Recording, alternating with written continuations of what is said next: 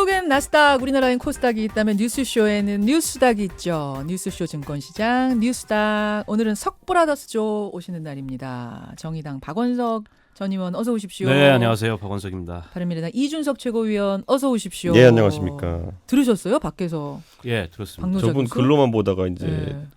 귀로 들으니까 또 새로운 느낌이 있네요. 그렇죠. 얼굴도 처음 보셨죠. 네. 저도 네. 실물은 처음 뵀어요. 그러니까 글을 많이 봤는데. 어떠셨어요? 내용 듣고? 뭐 워낙에 뭐 한국말을 한국 사람보다 정확한 어휘를 사용해서 하시기 때문에 그러니까. 발음은 물론 이제 외국인 발음이 남아 있는데 예. 말과 글이 대단한- 별로 다르지 않구나 이런 느낌이 들었어요. 진짜 근데 한국인보다 한국을 더 잘하시는 분이다 이런 생각이 하여튼 들었고 지금 아는 분들이 뭐 놀라셨어요. 놀라셨어요. 이분은 잠시 후 오늘은 댓글쇼에서 좀 만나보도록 하고 이준석 최고위원 예. 상한가 하한가 들어가기 전에 오늘 뭐 꼽아오셨는지 어쩐지 모르겠습니다만 이분을 음. 이현주 의원하고 손학규 대표하고 이거 싸움 난 거 이거 어떻게 봐야 됩니까? 아 정말 부끄럽습니다 진짜. 왜 다들 왜 이렇게 싸우는지.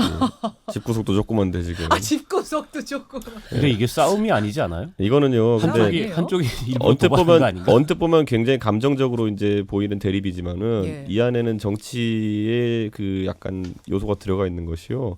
지금 이제 패스트트랙을 놓고 당내 이견이 이제 분출되고 있잖아요. 예. 그런데 이게 당론으로 정하려면 3분의 2 이상의 제적 의원의 동의를 얻어야 됩니다. 예. 근데 저희가 이제 실질적으로 25명 정도의 활동 의원이 있기 때문에 9명이 반대하면은 이제 통과가 안 되는 구조예요. 그렇죠. 근데 지금 이제 바른정당 출신 8명 있고 거기에 이현주 의원에다가 김중로 의원까지는 예. 기본적으로 반대 의사가 있는 것으로 확인되고 네, 있거든요. 그러다 보니까 지금 이제 우려하는 것은 사실 이현주 의원이 손학규 대표를 찌질이라고 한 거는 제가 뭐 그거 아주 부적절하다고 표현하지만은 찌질이 벽창호 막 이랬거든요. 네, 근데 사실 뭐 문재인 대통령 지지자분들이 들으면은 또 기분 나쁘시겠지만은 상대 당엔 더해요. 그러니까 이게 딱히 손학규 대표만 지목해가지고 막말을 한다 이런 취지는 아니기 때문에 저는 이 부분에 있어가지고 갑자기 이게 또 이제 임재훈 의원께서 지적하시면서 네. 윤리위원회 가자는 취지로 가는 거는 예. 이거 이러다가 또 이제 이현주 의원을 제명은 어렵고 현실적으로 예. 당원권 정지를 시킨 다음에 의원총회에서 3분의 1을 넘겨보려는 혹시 그런 패스트트랙 의도가 올리려는 게 아니냐. 아닌가. 이게 원래 까마귀 날자 배 떨어지면요. 진짜 까마귀가 했는지 아니면 그냥 바람이 했는지는 나중에 아무리 봐도 모르거든요. 숲속에 CCTV가 있는 것도 아니고. 그렇기 때문에 이거는 그렇게 읽으시는군요. 지금 굉장한 오해를 낳을 수 있습니다. 그렇기 때문에 윤리위원회를 구성하는 그 윤리위원회 이걸 회부하는 것 자체가 당내의 싸움을 키우는 것인데 이런 거를 모를 리가 없거든요.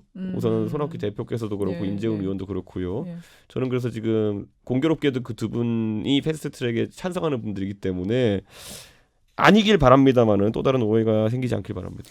근데 마찬가지로 이현주 의원도 모르지 않았을 거 아닙니까? 그렇죠. 이런 절차로 갈 수 이분은 있다는 늘 거를. 하던 대로 얘기하면 이런 절차로 갈 수 있다. 해당행위. 그러니까 저는 이현주 의원은 네. 어찌 끊임없이 명분 축적을 하고 있다고 생각을 당을 해요. 나갈. 그러니까 지금 바른미래당이 내년 총선에 현재 바른미래당으로 선거를 치를 수 있을지 이제 여러 의문들이 있잖아요. 그 와중에서 어쨌든 자기 생존, 자기 정치 예. 이런 본능이 굉장히 강한 분이기 때문에 뭐 자유한국당 쪽에서도 이현주 의원에 대한 거부감이 전혀 없잖아요. 그래서 어떻게든 뭐 이후에 자기 정치와 관련된 명분을 계속 축적하는 알겠습니다. 거고 당 대표에 대한 도발도 서슴지 않는 거죠. 자, 이거 아까 행간에서 분석한 것과 두 분의 분석이 거의 일치하네요. 일치하고 손학규 대표 한번 인터뷰 추진 좀 해봐야겠어요. 예, 제가 한번 좀 예. 직접 들어보는 이런 인터뷰도 마련을 해보도록 하겠습니다. 상한가, 하한가 부지런히 들어가겠습니다. 먼저 하한가부터 가보죠. 일단 누구 뽑아오셨는지 이름부터 박원석 전 의원. 저는 조양호 대한항공 대표이사를 9시부터요? 뽑았습니다. 네, 9시부터 주총입니다. 주총. 네. 연임이냐 아니냐 기로에선 조양호 하한가. 근데 하한가 뽑아오셨다는 거는 안 될 거라고 보시는 건가요? 예, 안 될 가능성이 높습니다. 어제 국민연금이 예. 이제 반대 의결하기로 결정을 했기 때문에. 오케이, 일단 네. 거기까지. 이준석 최고위원의 하한가는 저는 어제 뭐 보셨겠지만 김현철 통일부 장관 후보자. 김현철 통일부 장관 후보자. 네. 되느냐 안 되느냐 기로에선. 자, 여기부터 그럼 풀어가 보죠. 네. 김현철 통일부 장관 후보자 한국당이 찍은 낙마 1순위. 0순위라 그러더라고요. 저희 인터뷰했는데 네. 제가 1순위로 찍으셨더군요. 그랬더니 한국당에서 0순위입니다.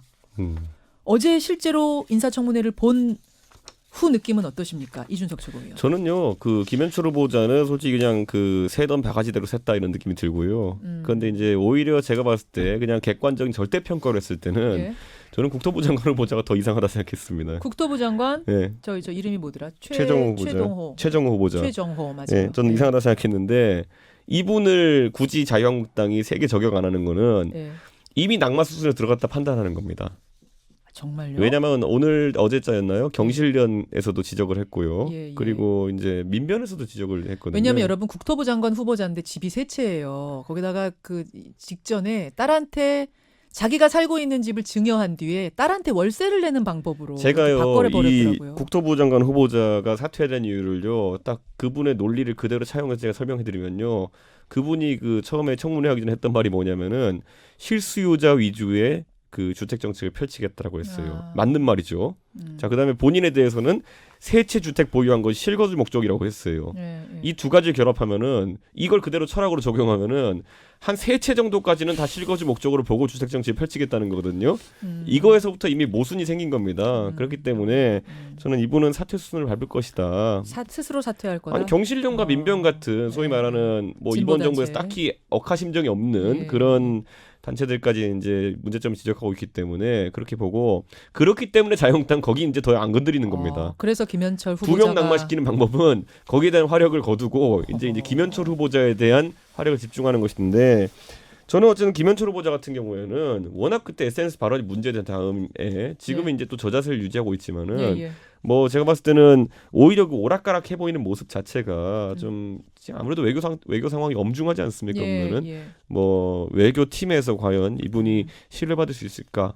그냥 전반적인 우려가 있죠. 그러니까 뭐 초미애 의원을 향해서는 좀비, 대통령 그러니까 그 당시 민주당 대표였던 문재인 대표를 향해서는 군복 입고 쇼한다. 군복 입고 쇼한다. 김종인, 박근혜 대통령이 씹다 버린 껌 뭐 이런 발언들이 지금 네. 문제가 된 건데 일단 그럼 낙마 쪽으로 보시는 거예요?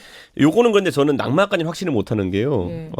낙마를 한다면 아까 말했듯이 두 명이 낙마하는 사태가 발생하게 됩니다. 아. 그렇기 때문에 뭐 앞으로 오늘 할 청문회도 있지만은 전 정권 입장에서 상당히 부담일 것이다. 오케이. 7명 임명했는데 2명에다가 오늘 또 무슨 일이 발생할지 모르고 그럼 밀고 갈 거다라고 보시는 우선 거고. 최대한 밀고 나갈 것이다 이렇게 생각합니다. 박원석 전 의원 어떻게 보세요? 그러니까 김현철 후보자 청문회를 저도 어제 지켜봤는데요. 예. 우선 뭐 SNS에 썼던 이른바 막말 같은 경우에 예.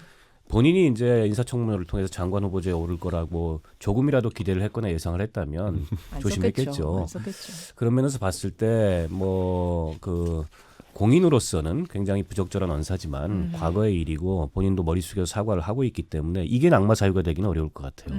그러니까 정작 지금 자유한국당에서 문제 삼는 것은 이분이 갖고 있는 전문성이 마음에 안 든다. 그러니까 즉 대북관에 대해서 이제 자유한국당에서는 이분 용납할 수 없다 이런 건데 사실 그렇다고 해서 김현철 그 후보자가 예. 평소에 학자 시절에도 예. 굉장히 친북적인 분이냐 그렇지 않습니다. 아니에요. 예, 맞아요. 굉장히 예. 그렇지 않고 균형 감각이 있는 분이고 다만 이게 이제 SNS에 쓴 글이다 보니까는 다소 정제되지 못하고 그런 엄밀성을 갖추지 못하고 또 전후 맥락을 잘라서 보면 오해가 생길 만한 그런 소지가 있는 발언들을 했는데 뭐 천안함 사건 같은 경우에 연평도 사건 같은 경우에 어제 분명하게 자기 입장을 저는 밝혔다고 생각을 하고 그게 청문회를 의식해서 전략적으로 자기 발언을 수정한 게 아니고 기존의 발언도 이게 전후 맥락상 보면 그러니까 남북 관계가 이렇게 돌이킬 수 없는 파탄 지경으로 가는 거에 대해서는 깊은 우려를 표했지만 그렇다고 해서 이분이 무슨 뭐 굉장히 친북적이고 일방적으로 북한에 우호적인 그런 입장을 갖고 있는 건 아니고요.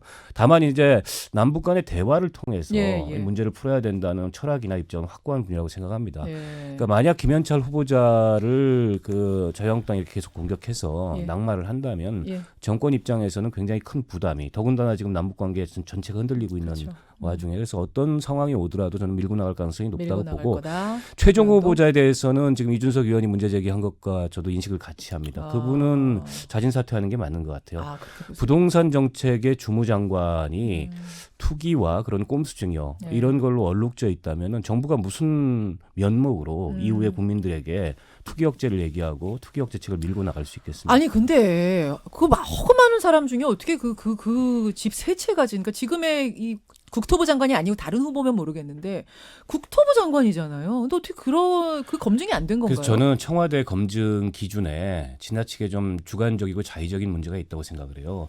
이게 불법이 아니면 된다. 그러나 이미 국민들의 눈높이는 훨씬 더 그 이상으로 올라가 있습니다. 근데 불법적인 게 아니면은 네, 뭐 예.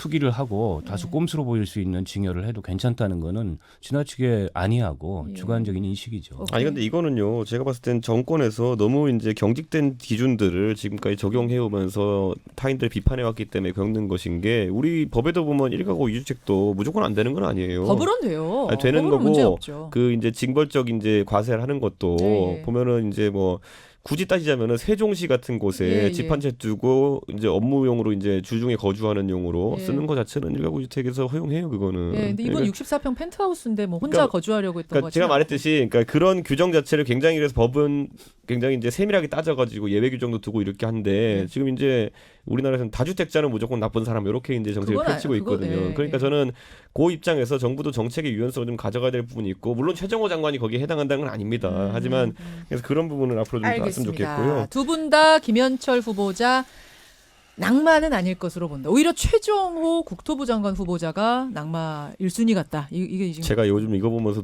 그 총무를 보면 뭐가 놀랍냐면요. 네. 제가 요즘 택시하면은 저는 제 이름을 자주 검색해봐요 네이버에.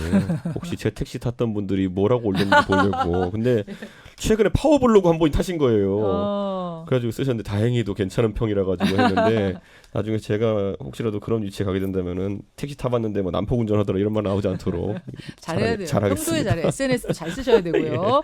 자, 박원석 전 의원의 하한가는 이제 대한항공 조양호 회장 잠시 후 9시 15분 남았네요. 9시부터 주총하는 안 될 거라고. 그러니까 국민연금이 반대다, 연임 반대다 입장을 내긴 했지만 여기는 12% 지분밖에 안 갖고 있거든요. 네, 2대 주주고요. 그럼 1대 조양호 주주나 그 일가가 가지고 있는 게 한 33% 네, 되잖아요. 우호 지분을 다 합치면 한 33.35% 되는데, 근데 이제 주총의 이사 선임 그 의결 정족수가 3분의 2입니다. 참석자의.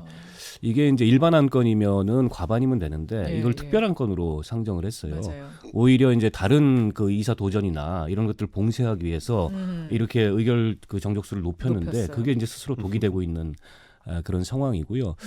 결국 이제 그 변수는 가장 큰 변수는 외국인 투자자들이 쥐게 된 게 아닌가 싶습니다.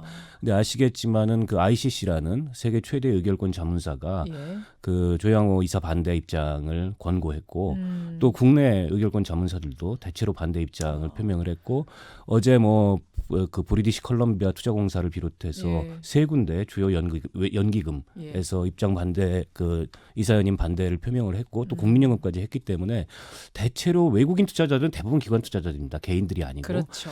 그러니까 외국인 기관 투자자들의 입장도 그 연임 반대 쪽으로 기울어질 가능성이 높고 무엇보다 이제 주주 이익을 침해하고 네. 회사에 손실을 끼친 그런 행위들이 너무나 많았고 그 대한항공 일가 얘기하면은 주로 이제 갑질을 국민들이 많이 기억하시는데 갑질도 문제지만 진짜 심각한 거는 배임 횡령입니다. 맞아요. 그래서 조양호 회장은 지금 이제 그 기소가 돼 있고요. 법적인 처벌 가능성도 굉장히 높기 때문에 대한항공에서는 아직 유죄 판결이 안 나왔기 때문에 예.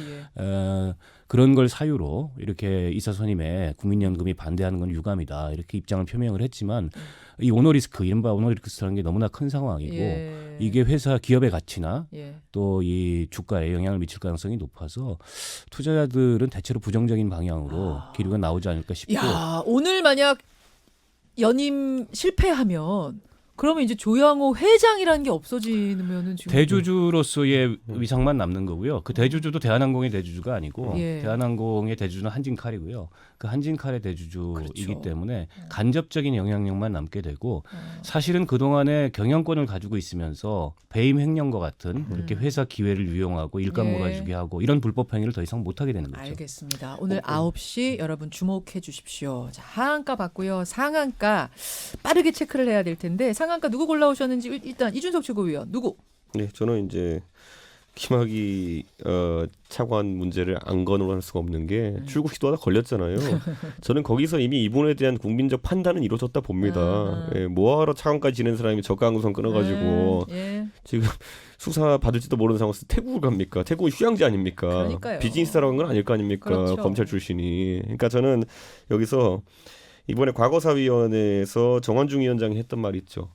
사이다 발언했는데 국민을 뭘로 보고 국민을 지금 시간이 아무리 없어도 요거 하나 좀 듣고 가면 어때요? 잠깐 준비됐습니까? 틀어주세요. 전직 고위검사가 우리 위원회의 조사에 응하기는커녕 심야 영시 출국이라뇨.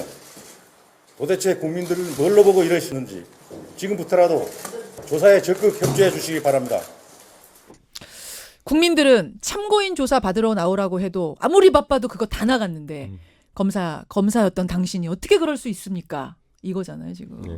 와 진짜 맞아요. 이분이 오늘 상한가? 정한중 과거사 위원장 대행. 그렇죠. 예. 저는 뭐 사실 그 김학의 차관의 그 전 차관 같은 경우에는 지금 이제 그분 개인에 대한 부분도 국민의 공분을 아주 사고 있고 그 다음에 이제 오히려 저는 수사가 집중돼야 될 부분 중에 하나가 뭐냐면은 이것을 은폐하는 과정이 어떻게 됐느냐 맞아요. 또는 맞아요. 왜 인사검증 과정에서 이것이 누락됐는가? 뭐 네. 경찰과 검찰의 관계에서 누락됐다고 하는 사람도 있고 아니면은 위에 올렸는데 묵살했다고 하는 사람도 있고 예. 이건 굉장히 중요한 게 지난 정부가 실패한 원인 중에 하나예요. 인사검증에 맞아요. 실패하고 인사에 있어가지고 뭐 합리적인 의혹을 제기해도 찍어 누르기를 일관했다 그런다면 이건 밝혀내야 되는 것이고 알겠습니다. 이번 정부가 반면교사를 삼아야 되는 것이거든요. 저는 이건 짚었으면 좋겠습니다. 박원석 전 의원의 상한가 누굽니까? 저는 고 노회찬 의원으로 정했습니다. 아 창원 선거구 때문이군요. 네, 예. 지금 이제 창원 성산 보궐선거가 정점으로 향하고 있는데 아시겠지만은 뭐 민주당과 정의당 후보 간에 후보 단일화 경선이 끝났습니다. 여영국 후보가 단일 후보로 선출이 됐고 예. 단일 후보로 선출된 이후에 나온 여론조사를 보니까 대강 이제 선거의 판세가 바뀌었더라고요. 바뀌고 잡힌 것 같아요. 그래서 오늘 나온 뭐 그 언론의 여론조사에서는 여영국 후보가 압도하는 걸로 예. 결과가 나왔고 제가 지난 주말에 선거운동을 갔었습니다. 예. 그때까지만 하더라도 분위기는 우호적인데 적극적인 내색이나 표시를 안 해요. 그것이 근데, 바뀌었다. 네, 근데 이게 아마 바뀌었을 가능성이 굉장히 높다고 보고 오케이. 예, 그렇습니다. 알겠습니다. 여기까지 두 분 뉴스닥 고맙습니다. 고맙습니다.